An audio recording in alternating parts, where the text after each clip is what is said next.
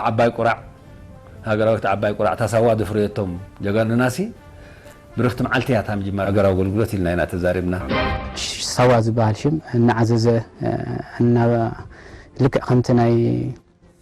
بعد ما صنتنا كنا سمعتنا نذكر كلنا ازيو سمعتاو دخنه غيرنا نصنبلو سواكم غيرنا نصنبلو نخيل تزمحلنا لمحلاتات ان تكبرنا نعو منافصمنا مسن نخيل سوات رايدي يكون تذكيرات نبر هاجرنا نبعلو نابتني دليو مدرخ نابتني دليو درجه كنا سغاغر حجت متخخا بو مسارات كتريه تخيل خامالتي بو سي نعنا امتينا منياتو سي حالف تخاز نورس موالهم كغلغلي ينبرون يوم سخاخاكم نتحتوت حوات كا انداركب كا هاتخيد لكعت مسرح كا بخوم اندا تتخاخا ماسي مال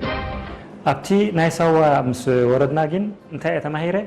كل سب ببناتو بلوص مخانو ناتو هايمانوت بلوصيو ناتو بهير بلوصيو سلازي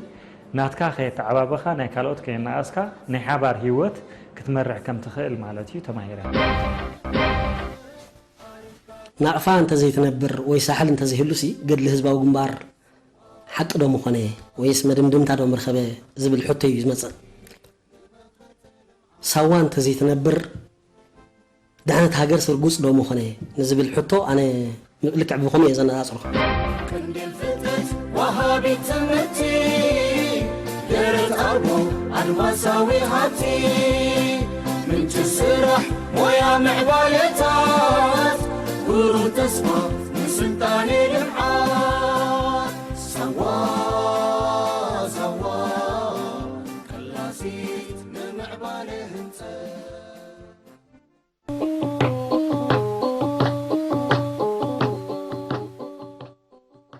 من اسيات سساتات سبعاتات سمانياتات حنغوفا إلن تقبلن فقرن سنيتن زسنقا نقحاتن تبعاتن زعتقا هرمت لبي بحادة نعتا زسمرا كينو دنت المات برهان كم زلو زبسرا فلمتي مدبر وتهدراو تعليمات ربدا بحربارا مهميمت فاح بليقات دحيرن سعبا سلومونا حاستا عراك علابابو سوا جربت انكن ذكر ترأن عزوز منبارو إذا ترخيب زلو ناتنت هياو مسكر وزئيت حلوف مويقن مخانو تاريخ زرقاقص او حقي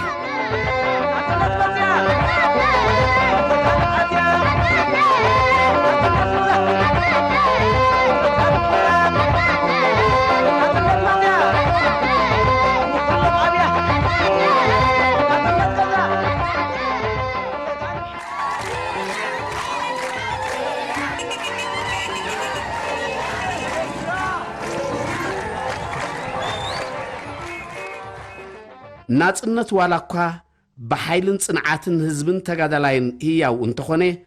بحقاون سلاماون منغدي نعالم افلوطو نمهاب حزب ايرترا ابقني نعالم تعذبتي برفرندم 99.8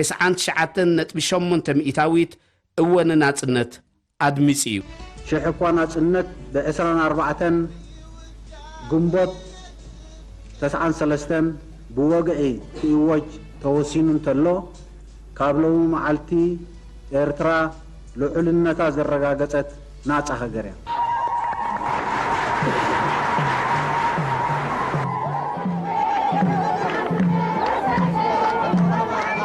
Eritrea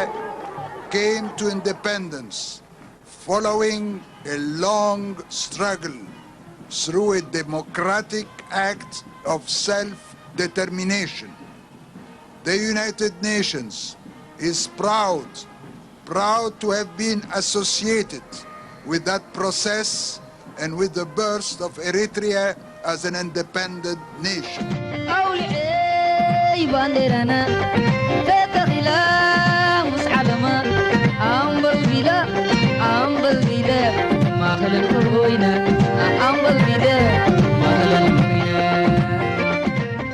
نحزب إرتران حربኛታት ተጋደልትን كلهم فتوتن دما انقوا حلمنا بهج لبنان سمره انقوا عن وقعونا صنتن هاجراو خبرتن ابقى عنا خبل كلهو عميق حغوس يسمعني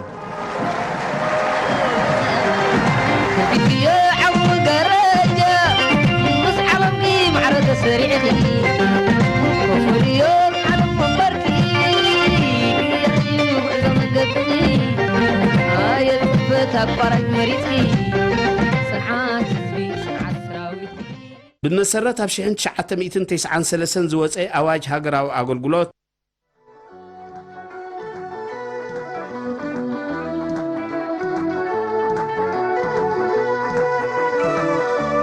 صوت هدر مخبار عدر السماطات نتبار وقطبا القحويا أنا سيدة قليل سوا سوا يا سوا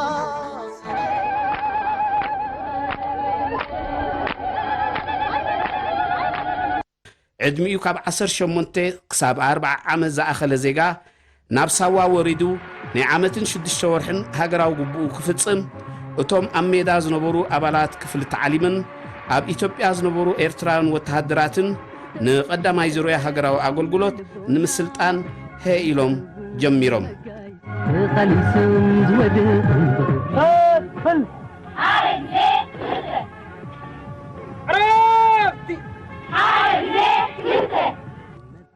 ሳዋ ኣብ ፈለማ ንቁልዓ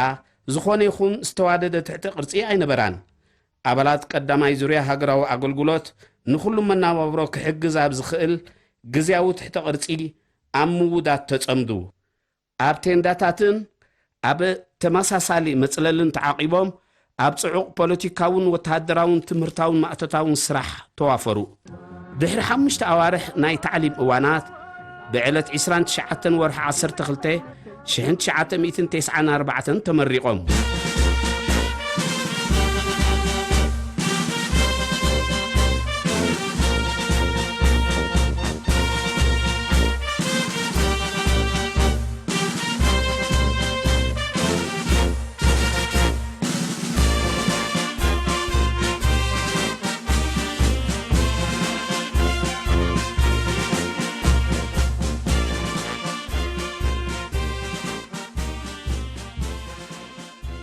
لومي دحر 5 أوارح تعليم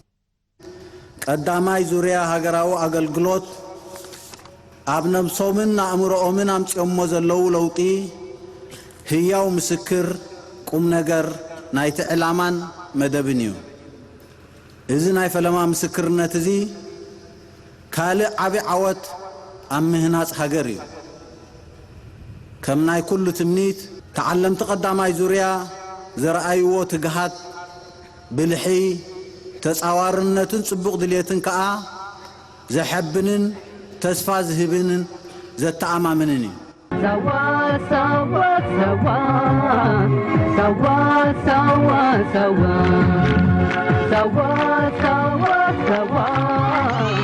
سوا سوا سوا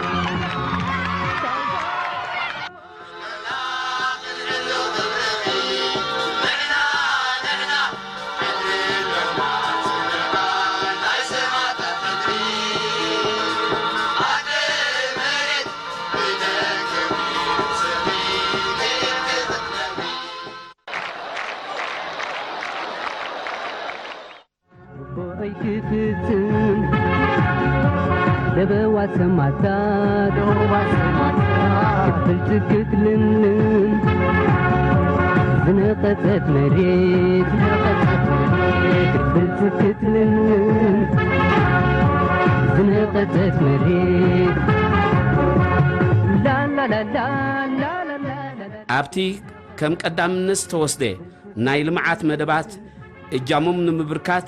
ናብ ዝተፈላለዩ ቦታታት ተመዲቦም ኣብ ምህናጽ ዲጋታት ልምዓታውን ህንጻውን ስራሓት ተሳቲፎም ኣገልግሎቶም ፈጺሞም ብኸምዚ መንገዲ ካብ ቀዳማይ ክሳብ 4ይ ዙርያታት ሃገራዊ ኣገልግሎት ጉቡእ ናይ ኣገልግሎቶም ግዚኦም ዛዚሞም ናብ ሲቪላዊ መናባብሮኦም ተፋንዮም ሃየተሻሞ ሽግርግጠሞ ክንደ ጀጋኑ እጃዙ ኾኑ تلابيمخ إلهم حجرة ورك خسلم عباي إرترا بوجنين بتقبلنا تبع الله أنا كله تدلل اللي متزلون بتواج مسرت كلاي بزرق من هذا المعنا زغنا قرتي زاوج منجزي ንትግብሮ ኢና ተበጊስና ዘለና ከም ደቂ ኣንስትዮ መጠንስያ ኩሉ ብምውፋርና ብጣዕሚ ፅቡቅ ኢና ዓይድ ስማዕኒ ደስ እንዳበለኒ ዕልል ብዕልልታ ብደስታ ፋንዎ ኣለኹ ንሃገሩ ከልምዕ ንሃገሩ ክድግፍ ናይቶም ስዋኣት ሕድሪ ንክሕዝ ማለት እዩ ስለዚ ደስ እንዳበለና ዓብ ንእሽቶ ዓድና ለምለም ትኾነልና ከምቶም ለምለም ዝኾነሎም ሃገሮም ናቶም ከይጠመትና ናይ ዓድና ለምለም ክኾነልና ንምነ ሸጥ ኣቢሎም መዓንጦም ተዓዲቖም ከምታ ተዓዲቖም ድሃቦም ኣሕዋቶም ተዓዲቖም ከዓ ክረክቡ ኣብ ዳሕራይ ወለዶ ከም ዝሓልፍ ኩላና ተሓባቢርና በዚ ዘለና በቲ ዘለና ተሓባቢርና እቲ ናይ ተዓሊም መደባት ክሳብ ሻሙናይ ዙርያታት ብጽቡቕ ክቕጽል ድሕሪ ምጽናሕ ኣብ 1998 ብናይ ልምዓት ጻውዒት ኣብ ልምዓት ክሳተፉ ንጸንሑ ዝተፋነዉ ሃገራዊ ኣገልግሎት ብሰንኪ ወራር ወያኔ ሃገር ንምውሓስ ናብ ቅድሚ ግንባር ከቲቶም ቀዳማይ ወራር ጥይት ናይ ወያኔ ቶግ ምስ በለሲ ተዓባይ ቁራዕ ሃገራዊ ተዓባይ ቁራዕ ታሳዋ ድፍሬቶም ጀጋንናሲ ብርክት መዓልቲ እያ ታም ጅማር ናይ ብረታዊ ናይ ሃገራዊ ኣገልግሎት ኢልና ኢና ተዛሪብና ታይሶም ነበሩ ተጋደልቲ ኣብ ልምዓት ወፊሮም ነበሩ ተጋደልቲ ብሓደ ሓደ ኩነታት ናብ ልምዓት ዘይወፈሩ ሃገራዊ ኣገልግሎት ብሙሉኦም እዮም ሒዞም ዓቕልና ክሳብ ዝፀበና እዮም ኣለና ኢሎም ማለት ሃገር ኣብኡ ከዓ ተሰዊኦም ሰንኪሎም ኩሉ ነገር ማለት ሲቲ ክፈል ዝግብኦ ዋጋሲ ከፊሎም እዮም ከምኡ ስለ ዝኾነስ ሃገራዊ ኣገልግሎት ምጅማሩ ሓበን ናይቲ ሃገር ኩርዓት ናይቲ ሃገር ሓደ ዓብይ ተመክሮ ዝቐሰምናሉ መድረክ ኣጃኹ ንባሕራይ ንብኒና ምሳኻትኩም ኣብ ጎንኹም ኢና كنالت منفس هاجر منفس هاجر أي موت أي كبر ድሕሪ ውዕል ሰላም ናይ ኣልጀርስ ተዛማዲ ሰላም ብምስፋኑ መንግስቲ ብናይ ኣይ ሰላም ኣይ ኩናት ጅሆ ከይተተሓዘ ዝወጠኖ መደባት ከተግብር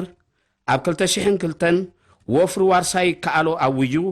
ኣብ ምክልኻል ሃገር ዝነበሩ ሰራዊት ናብ ልምዓት ሃገር ከም ዝወፍሩ ገይሩ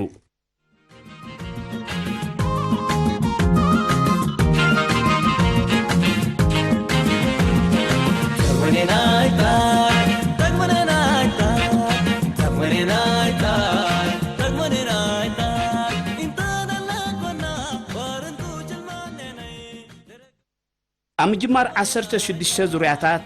ኣብ ዓመት 2002-2003 ቤት ትምህርቲ ዋርሳይ ካሎ ተመስሪታ ተኻፈልቲ ናይዚ ቤት ትምህርቲ እቶም ኣብ ማእከላይ ደረጃ ትምህርቶም ዝወድኡ ኣብ ናይ 12 ክፍሊ መልቀቕ ፈተና ክሳተፉ ናብ ሳዋ ከም ዝወርዱ ተገብረ ፍልጠት ይዓብ ሰጋ ፍልጠት ሓይሉ ቅልጽ ማምሩ ፍልጠት ሃብትዩ መዘና ኣንጉ ኣብዚ ነጥቢ ኣምፂኦም ዝተዓወቱ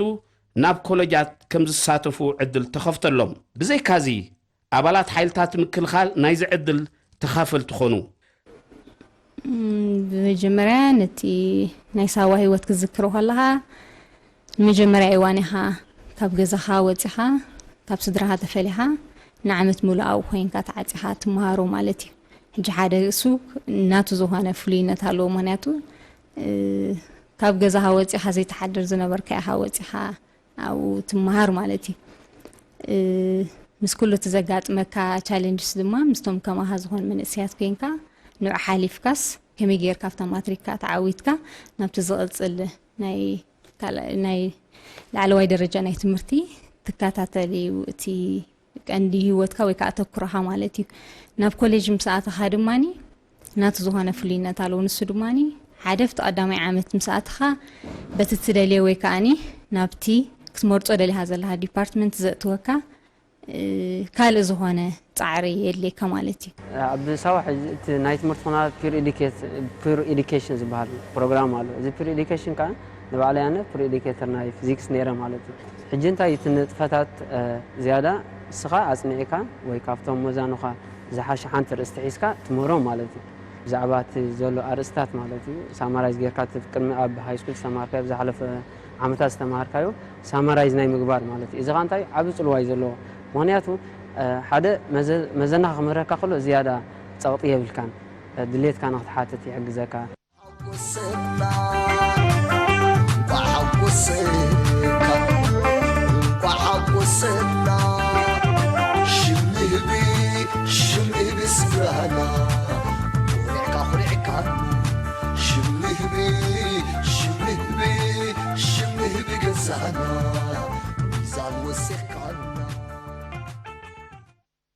ካብ 19 ዙርያታት እንድሓር ነቶም ናይ ሰርቲፊኬት መሕለፊ ነጥቢ ዝረኸቡ ሞያታት ዓጢቖም ኣብ ሃገሮም እጃሞም ከበርክቱ ምእንቲ ኣብ 2007 ማእከል ሞያዊ ስልጠና ማሞስ ኣብ ሳዋ ቆይማ መንእሰይ ከይተማህረ መንእሰይ ተፈቲኑ ተመክሮ ከይደለበ መንእሰይ በእምሮን ኣካልን ተሪሩ ከይተሃንፀ ልምዓትን መኸተን ይኹን ህንፀት ሃገር ስለዘይከኣል ህዝቢ ኤርትራ ንልዕሊ ፍርቂ ዘመን ብጅግንነት ተቓሊሱ ክቡር ዋጋ ዜጋታቱ ከፊሉ ዘውሓሳ ልኡላዊት ሃገር ንምህናፅን ንምሕብሓብን ምክልኻልን ስለ ክብርቲ ዝተኸፍለ መስዋዕቲ ጥራይ ዘይኮነ ብዝያዳ ነቲ ዝነብረላ መጻኢ ወለዶታት ጥጥሕትን ርህውትን ሃገር ምእንቲ ክትከውን ሰባ ብሞያን ሕልናን ክህነፅ ሕርያ ዘይኮነ ቅድመ ኩነት ነዚ ሓቂ እዚ ምግዛብ ኣውራ ፍልጠትን ሞያን ንምድላብ ኣብ ዝካየድ ፕሮግራማት ስልጠና ባዶ ብኽነት ተጨባጥን ምግባርን ኣፍራይነት መንእሰያትን ምኽዕባትን ሰፋሕቲ ምምሕያሻት ክተኣታተው ጸኒሖም ኣለዉ ነዚ ኪኖ ባህጊ በዳህ ዝኾነ ተልእኾ ንምዕዋት ከቢድ ጻዕርን ዓቕልን ስለ ዝሓትት ኩሎም ኣብቲ ዕማም ተዋፊሮም ዘለዉ መምህራንን ኣሰልጠንትን ንጥፈታቶምን ተባልሓትነቶምን ከዛይዱ ልዕሊ ኩሉ ከዓ ሰልጠንቲ ነቲ ዝፍጥረሎም ዘሎ ዕድል ብግቡእ ተጠቒሞም ነቲ ዝድለ ደረጃ ሞያ ምእንቲ ክበቕዑ ትግሃቶም ከሕይሉ ይግባእ ቅልጽማምሮ ፍልጠት ሃብትዩ መዘና ኣልቦ ፍልጠት ለውጥዩ ዓብዪ መቐይሮ ሓላፍነትዩ ግዴታ ተዋደስ ናይ ዝዕድል ኣብ ዓውድታት ትምህርቲ ቴክኖሎጂ ስነ ሕርሻ ዘመናዊ ስነ ማሽነሪ ቴክኖሎጂ ስነ ህንፃ ንግድን ምሕደራን ሆቴልን ቱሪዝምን ተሳቲፎም በብዝተመሃሮ ዓውዲ ኣብ ዝተፈላለየ ትካላት መንግስቲ የገልግሉ ኣለዉ ፍልጠት ዩ ዓብዪ ጸጋ ፍልጠት ሓይልዩ ቅልጽማምሮ ፍልጠት ሃብትዩ መዘና ኣልቦ ፍልጠት ለውጥዩ ዓብዪ መቐይሮ ኣብ ሳዋ ዝተመልመሉ መንእሰያት ውዕያት ሓይሊ ብዝስዕብ ዙርያታት እናተተኻኽኡ ኪኖ ናይ ልምዓት መደባት ዓቕሚ ሓይልታት ምክልኻል ኣብ ምጉልባት ማለት ሓይሊ ምድሪ ሓይሊ ባሕሪ ሓይሊ ኣየር ፖሊስ ናይ ጸጥታ ትካላት ኣብ ምትርናዕ ኣድማዒ ኣበርክቶ ይገብሩ ኣለዉ ኣብ 2001 ንዮ ኣይ ኩናት ኣይ ሰላም ተኣሽሙ ስለ ዝነበረ ኩለን ክፍላት ሰራዊታት ቦርዲንግ ስኩል ዝበሃል ኣሕዳሪ ቤት ትምህርቲ ኣቂመን ማለት እዩ ብልክዕ ነቲ ሞያ ፊት ዝገብር ሰብ ዳርጋ ኣብ ነፍሲ ወከፍ ኣሃዱ ኣፊና ኢና ንሕና ማለት እዩ ነፍሲ ወከፍ ብመንእሰያት ዝተዓገለ እቲ ሞያ ቴክኒካል ስታፍ ዝበሃል ብፍላይ 2001 ኩሎም ብተራ ተኣሽሙ እዮም ኣቢሎም ቀዳማይ ክፍሊ ኢሎም እዮም ጀሚሮም ኣገልግሎት ዝኾኑ ዘይተማሃሩ ነይሮም ተጋደልቲ ዝኾኑ ምድብ ዝኾኑ ዝቆጠቱ ዳሕራይ ግን ቀዳማይ ካልኣይ ሳልሳይ እንዳዕበልና ተመክሮ እንዳበልና ምስ መፃና መንግስቲ ከዓ በቲ ኣይ ሰላም ኣይ ኩናት ጅሆ ከይተተሓዘ ሓይልታት ምክልኻል እቲ ክመሃር ዝኽእል እቲኦም ካብ ድፋዕ ወፂኦም ነቶም ተማሃሮ ይሽፍኑሎም ማለት እዩ ቀዳማይ ካልኣይ ሳልሳይ ራብዓይ ጀሚርና ዳሕራይ ናብ ሓሙሻይ ኣስፊሕና ሻድሻይ كم دابلنا سقع شاموني أفتي مجمرة 2005 2006 جنرال ساتيفنا درجة حالتات مكل قال إيرترا 100 يحلفون يوم مالتي ከምኡ ኢሉ ስጋዕ 2010 100 ወይ ካብቶም ኣብያተ ቤት ትምህርትታት እንዳበለፅና እዚ እንታይ ዘርእየካ እቲ ሰራዊት ማዕረኽ እንደይ ናይ ትምህርቲ ህርፋን ማዕረኽ እንደይ ተኣሽሙ ከም ዝነበሩ የብለካ ሕጂ ኣለዉ ኣነ ዝመሃርኮም ግራጁዌት ዝገበሩ ኣለዉ እዚ ከዓ ይሕብንን ሳዋ ኣብዚ እዋን እዚ ካብ ወታደራዊ መሰልጠኒ ማእከል ናብ ሃገራዊ ማእከል ትምህርትን ስልጠናን ተቐይራ ዝተደራረበ ዕማማት ትፍጽም ኣላ ብኣማይታ ሽሓት መንእሰያት መልሚላ ናብ ምክልኻል ሃገርን ልምዓትን ከተዋፍር በቂዓ ዘላ ስልጥንቲ መዲና መንእሰያት ኮይና ኣላ ምስ ሕጂ ብምንፅፃር ሳዋ ክትሪኦ ከለካ ግን እንዴ ሓደ ዓበ ከተማ ዝተማልአ ምክንያቱ ዋላ ክንቆልዑ ከለካ ከለዉ ድዩ እቲ ኣብ ቲቪ ትሪኦ ነገር ድዩ ኩሉ ሲ ሳዋ ዝተቐየረ ነገር ሓደ ዝተማልአ ከተማ ሓደ ዝተማልአ ጠለባት ዘለዎ ኣብ መዳቆሱ ናይቶም ሕጂ ከዓ ምስ እዚ ማእከል ናይ ትምህርቲ ምዃኑ ናይ ብሓቂ ዝተቐየረ ነገር እዩ ስለዚ መነፃፀሪ ከማን ይብሉን ይኽእሉ ዕላማ ማእከል ስልጠና ሃገራዊ ኣገልግሎት መንእሰያት ብኣካላዊ ብቕዓት ደልዲሎም ብወታደራዊ ሞያን ዲስፕሊንን ተሃኒፆም ብፖለቲካዊ ንቕሓት በሲሎም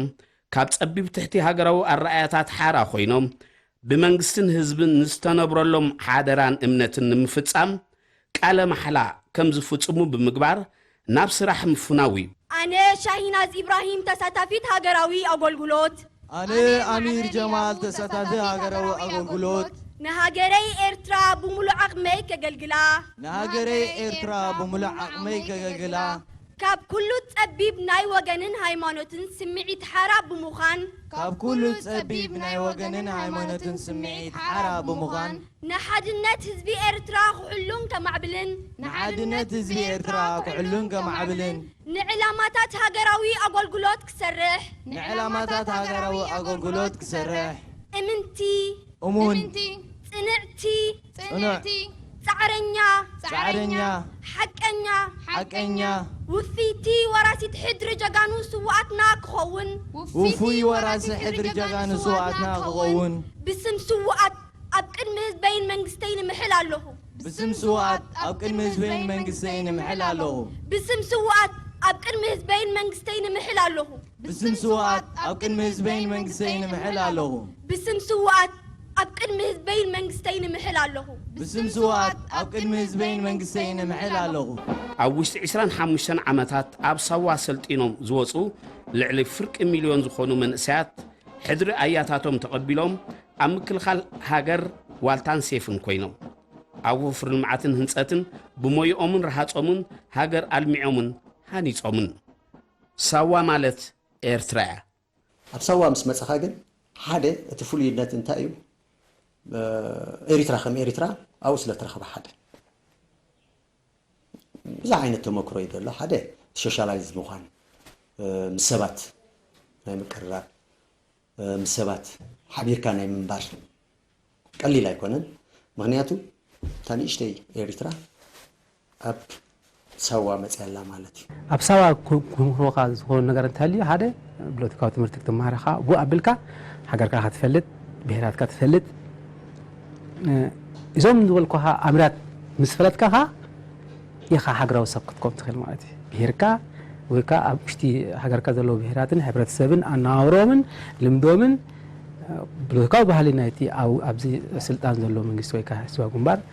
ንዕኦም ዝምርዎኻ እዚ ምስ ፈለጥካ ኢኻ ሃገራዊ ሰብ ክትኮን ትኽእል ማለት እዩ ቀዳመይቲ ኣንጻፊት መሰረት ናይ ሃገራውነት ምበልክዎ ኣነ ማለት እዩ ፋውንዴሽን ናይ ናሽናሊቲስ ኣብ ሳዋ እዩ ብድሕሪኡ ምንዳቕን ዘይምንዳቕን ናህና ግደ ማለት እዩ እንታይ ኢኻ እስኻ ኩሉ ሻዕ መንነት ድዩ ናይ ዝኾነ ሰብ ኣብ ዝኾነለኻ ሃሌኻ ኣብ ዝኾነ ዓለም ሃሌኻ መጀመርያ መንነትካ ኣነ መን እየ ዝብል ሕቶ እዩ ድመፅእ ከም ሰብ ኣነ ኤርትራዊ እየ ክብል እንድሕር ኮይነ ከመይ ድበለት እያ ኤሪትራ ኢለ ክፈልጥ ክኽእል ኣለኒ ኤሪትራ እንታይ ምዃና ክፈልጥ እንድሕር ኮይነ ኣብ ሳዋ ኤሪትራ እንታይ ምዃና ከም ሳምፕል ኮፍ ኢላ ኣትመፀኒ ሕጂ ብመንፅር ኣነ ዘለኽዎ ክሪኦ ከለዉ ሳዋ ክንደይ ኣሽሓት መንእሰያት ንኤርትራ ዘድሕኑ ከመርሕዋ ዝኽእሉ ከድሕንዋ ዝኽእሉ መንእሰያት ከም ዘፍርየት እየ ዝሪአ ኣነ ብመንፅር ኣነ ዘለኽዎ ፅሑፍ ማለት እዩ ካልእ እውን ከም በፅሕ ንኽእልና ማለት እዩ ሕጂ እንታይ ሳዋ ብሕዝር ዝተበለ ክንተኻኻ እንተ ኮይና ህላውነትና ክንራግፅ ተኾይና ሳዋ ክትህሉ ኣለዋ ሳዋ ሳዋ ሳዋ ስለዝኾነ እቲ ካብ ኩለን ብሄራትን ዞባታትን ተዋፂኡን ተሓናፊጹን ብሓደ ኣረኣያን መትከልን ተመሪሑ ከም ማዕዶ ተጠሚሩ ንራህዋን ብልጽግትን ሃገሩ ብማዕዶ ዘቋመት ወለዶ ድሕሪ ናጽነት ኣብ ዝኾነ ኩርናዕ ናይ ዝሃገር ከይዱ ጋሻ ኣብ ዘይኮነሉ ደረጃ ተበፂሑ ሳዋ መንጠር ባይታ ናይ መቐይሮ ነቲ መንእሰይ ናይ መንፈሳዊ መቐይሮ ዝግብረሉ ባይታ እዩ እቲ ሃገራውነትካ ናይ ብሓባር ናይ ምንባር ተማዕብለሉ ኣብ ዝኾነ ቦታ ንኽትነብር ዘኽእለካ ቦታ እዩ ኣብ ራህዋ ይኹን ኣብ ሽግር ናይ ሃገሩ ብቕድመ ግንባር ዝስለፍ ኣለኹ እናበለ ኣስር ቀዳሞት ዝስዕብ ውፉይ መንእሰይ ተሃኒጹ ኣሎ ሳዋ ዘፍረየቶም ሕጂ ብዙሕ ግዜ ወሪሶም ዶ ዝብል ሕቶ ኣለ እንዲ እቲ መድረኽ ዝተሓልፈ ወሪሶም ዘልካ ምዝራብ ሕጂ ግዜ ይኩን መበል 28 ዓመት ንብዕል ዘለና ማለት እንዲ ኣብ ዝተፈላለየ ቦታታት ብዝተፈላለየ መድረኽ ኣነ ካብቲ ዝተሓተ ኣብ ናይ ካፕቴን ደረጃ ተዳበፂሕ ኮይኑ ኣብዚ መሳሊ እዚ ሕጂ ኣብ ወሪሰ ልክዕ እቲ ናይ ምውራስ ቀጻሊ ተመክሮ ስለ ዝኸውን ግና እውን ኣብ ናይ ምውራስ ተመክሮ እዩ ዘለኹ ኣብዚ መድረኽ እዚ ግን ንሕና ቶም ኣብ ሳዋ ኣብ ዝተፈላለየ ቦታታት ተዳኢልና ሕጂ እቲ ዝሰርሕ ምን እዩ እንተዳኢልካዮ እቲ ተጋድላይ እንተ ደኣ መፂኻ ሕጂ ኣብ ናይ ኣቦሓ ጉዕድ መዛእተው እዩ ሕጂ ይሰርሕ ኣይኮነን ተዳ ይባርኽ የማእዝን ትሰርሕ ምን እቲ ካብ ሰዋ ዝፈረየ ዘሎ እዩ እቲ ካብ ሰዋ ዝፈረየኻ ቀዳማ ዙርያ እንተ ደኣ ርኢኻዮ እውን ሕጂ ቀዳማ ዙርያ ንባዕሉ ኣብ ናይ ምውራስ ተመክሮ ኣብ ናይ ግዜ ዕድመ እዩ ዘለዎ ስለዚ ሳዋ ወሪሱ ጥራሕ ዘይኮነሲ እቲ ዝወረሶ ኹማን ኣመሓላሊፉ ማለት እዩ ሃንደበት እየ ኸማን ሃንደበት ኣብ መሰልፊ ከለኹ እየ ጀማል ሳልሕ ተባሂለ ተፀዊዐ ተደልዮም ኢለ ወፅአ ከምዚኣን ኣላን ካዛ መፅሓፍ ቃለ ማሕላ ስኻ ኢኻ ትፍፅም ተባሂሉ ፕሮቫ ጌርና ፅቡቕ መፅኡ ማለት እዩ ብድሕሪት ዝነበረት ቃለ ማሕላ ክልተ ሰባት ምሳይ ሓንቲ ጓልን ሓደ ወድን መፅኦም ክልቴና ጌርናያ ማለት እዩ ሰለስቴና እታ ቃለ ማሕላ ጌርናያ ማለት እዩ ሕጂ እዩ ዝርዳእካ ሓደ ነገር ገይረ ኣለኹ ሓደ ዶክመንት ሰኒድ ኣለኹ ትብል ኣለኻ ማለት እዩ ቀዳማይ ኣብኣ መሰበልኩ መበል 29 ዙር ይወደይ ከይዱ 29 ዙር ምስ ከደ በጋጣሚ እዩ ኣነ ክሪኦ ኢለ ኸይደ ሕጂ ይረኽቡኒ በዓል ወደ መምህር በዓል ተምሃር ባስኻ መፂኻ እምበኣር ገለ መለ ክዛወሩ መፅና ና ወደይ ኣሎ ኢሎም ኣበይ ኣሎ ወድኻ በዚያ እዮም ዝፈልጥዎ ማለት ሕጂ ኣብቲ ውድድር ከዓ ይቐርብ ካብቶም ናይ ማሕላ ሕጂ ብናቶም ውድድር ገለ ጌርካ ኢኻ ትሓልፍ ኣብቲ ውድድር ሕጂ እንታይ ክትክእል ኣለካ ሕጂ ኣብ ናህና ትግርኛ ጥራሕ እያ ነይራ ሕጂ ግን ኩሉ ብሄር ዘሳተፈ እዩ ብትግርኛን ብዓረብን እያ ሶ ትግርኛን ዓረብን ክትክእል ኣለካ ማለት እዩ ሕጂ ወደይ ዓረብ ፐርፌክት እዩ ተረዳኸኒ እታ ውድድር ምሰበለ ብዓረብ ከዓ ስለ ዝበለ خلاص ተባሂሉ 29 ዙር የምሕል ንሱ ብድሕሪኡ 30 ዙር ትኸይድ ጓለ ኣይፈለጡን ከም ኣይነበርኩን ኣነ ብዓረብ ዝኽእሉ ተወዳዲራ ካሳ ትሓልፍ ተረዳኸኒ ትግርኛን ዓረብን ፐርፌክት እያ እሳኻ በዚኣ ከዓ ሓሊፋ እሳኻ ቃለ ማሕላ ፈፂማ ማለት እዩ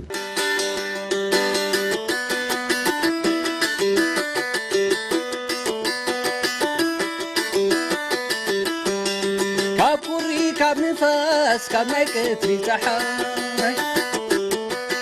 ዓጂባ ዝፀንሐት ካብ ብርቱ ዝነብ ዓንዲ ናይ ህይወተይ ፀዋሪ ሽግረይ ንመዘከርታኺ ነኸትል ክዜማ ዳሓንኩኒ ቴንዳ ያኺል ብግዜ ንፈለና ዳሓንኩኒ ሳዋ ያኺል ብግዜ ንፈለና ኣይርስዓክነ ኣብዚ ኸድኩ ኸይደ ከመ